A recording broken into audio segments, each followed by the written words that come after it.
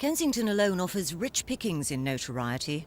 The Iranian embassy was the focus of the world's attention in 1980 during the six-day siege that ended live on television.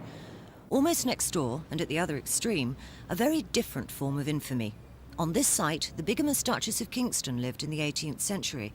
Now, she had a habit of taking her clothes off in the most unfortunate places and company. She went parading in Ranelagh Gardens and diaphanous dress, and she appeared at a ball in Somerset House, and Horace Walpole said she was as naked as Andromache. And I think that she did it to attract attention. She was very popular. I'm not surprised, London's first streaker.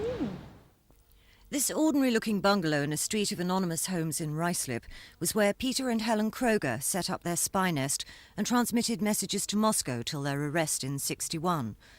Lord Haw-Haw, real name William Joyce, lived here in South Kensington before heading to Germany to make his propaganda broadcasts for the Nazis.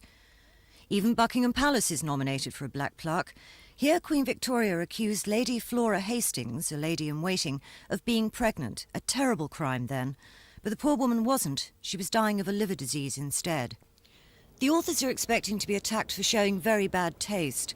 They've chosen to include the homes of Ruth Ellis, the last woman to be hanged in Britain, and much more recent and distressing for the victims' families, the home of mass murderer Dennis Nielsen. There are people who do expect to have the modern people as well as the historical, and we have one even more recent than Dennis Nielsen, but perhaps not a murderer.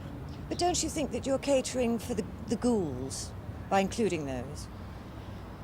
I think if you've done them throughout history, as we've done, you've got to put the modern ones in as well as the ones that happened hundreds of years ago.